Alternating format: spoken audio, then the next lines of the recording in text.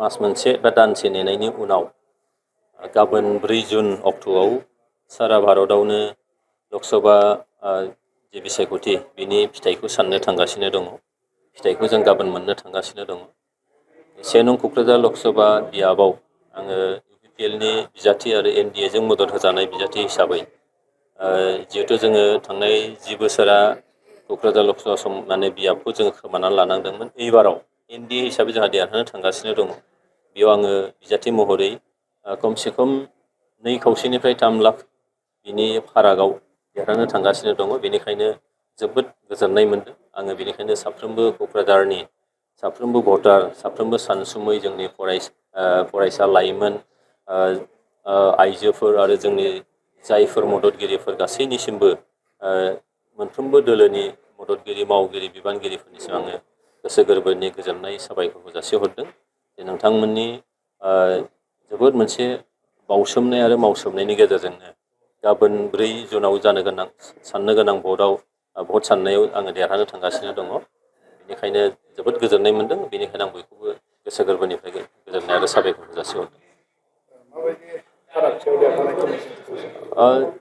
जोङो थांनाय बिसायख'थिनि जे फोसावदिंनाय बे टाइमावबो जों बुंदोंमोन, बे समाव बुंबाय थाखादोंमोन आरो जोङो जोबोद मोनसे आसाबादि आरो बे बाथ्राया थारैनो 7 मेआव बिसायख'थि जोबखांनायनि उनाव जोङो गासै जोंनि बुथ लेभेलनिफ्राय जिखिनि जोंनि नायबिजिरनाय, बे नायबिजिरनायनिफ्राय जों मोनदांनो हादों जे दिनैहाय 2.5 3 लाख 2.5 लाखनिफ्राय 3 लाखनि गेजेराव आङो देरहागोन।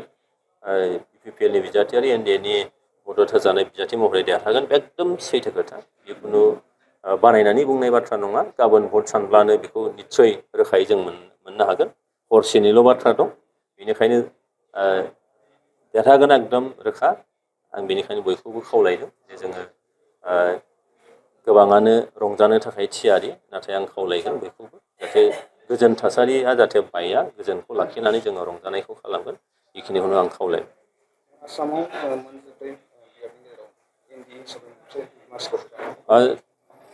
थांनाय बिसायख'थिनि सिगांनिफ्रायनो जोंनि मोनसे मिशनारि भिजन दंमोन जे आसामाव 14नि गेजेराव खमसे खम जोंहा 12 बियाबखौ NDAनि फारसे जोंहा लाबोनांगौ। बेनिखायनो नैबे बिसायख'थि बायखांनायनि उनाव जोंनि बुथ लेभेलनिफ्राय लानानै जिखिनि नायबिजिरनाय, बेसेबांखिनि भट मोननो हायो, बेसेबां देरहानो हायो, बे गासैखौबो नायबिजिरनानै मोनदों जे दिनै NDA हिसाबै जों 12था बियाबखौ आसामाव NDA हिसाबै देरहागोन बे रोखा। बेनिखायनो भारतआव नरेन्द्र मदि बिथांखौ जोंहा गाहाय मन्थ्रि खालामफिननांगौ आरो बिथाङा अलरेडि गाहाय मन्थ्रि जाखासिगोनानोखा। बेनिखायनो आसामनिफ्रायबो 12था बियाबनि जेफोर जोंहा बिजाथिफोर दङ, बिथांमोनहा बिथांखौ मदद होनो थाखाय जों थियारि। आं क'क्राझारनिफ्राय आंबो दिनैहाय थियारि जानानै दं। बेनिखायनो बयनिसिमबो गोसो गोरबोनि गोजोन हामलायनायखौ जासिहरबाय।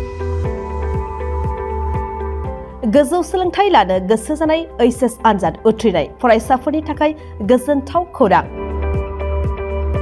जारागुरिनि गबिन्द बसुमतारी कलेजाव BSc सेमेस्टारनि थाखाय फरायसाफोरनि मुं थिसननाया सोलिगासिनो।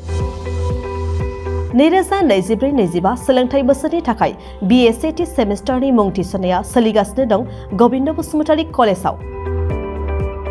बड'लेण्ड मुलुगसोलोंसालिजों गनायथि जानाय क'क्राझार जिल्लानि गसाइगाव महकुमानि सिङाव थानाय जारागुरिनि गबिन्द बसुमतारी कलेजा फरायसाफोरनि थाखाय एसेल' फिसावनो फरायसाफोरनि थाखाय मुं थिसननाय खाबु लानानै फैदों।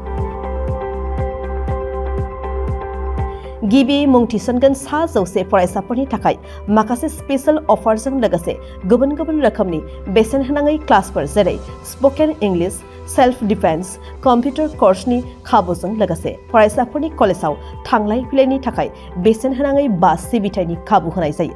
गबिन्द बसुमतारी कलेजा फरायसाफोरा गावनि गोसो बायदियै साबजेक्टफोरखौ सायख'नानै लानो हागोन। लोगोसे गोबां थाखोनि बिजाबजों बुंफबनाय बिजाब बाख्रिनि खाबुखौबो फरायसाफोरा मोननो हागोन आरो बे खेबनिफ्राय गसाइगाव फरायसालिमानि सिङाव फरायसाफोरा गावनिनो आंगो गबिन्द बसुमतारी फरायसालिमायावनो आनजाद मिरु एबा आनजाद होनो हागोन। बेनिखायनो गोदानै HS आनजाद उथ्रिनाय फरायसाफोरा गोविन्द बसुमतारी फरायसालिमायाव बाङाइ बेसेनावनो एडमिसन लानानै गोबां खाबुफोरजों गोजौ आरो गोग्गो सोलोंथाइनि खाबुखौ लादो। बांसिन मिन्थिनो थाखाय 9101784754 70022271929 97066808878 मबाइल नम्बराव फोनांजाब खालामदो।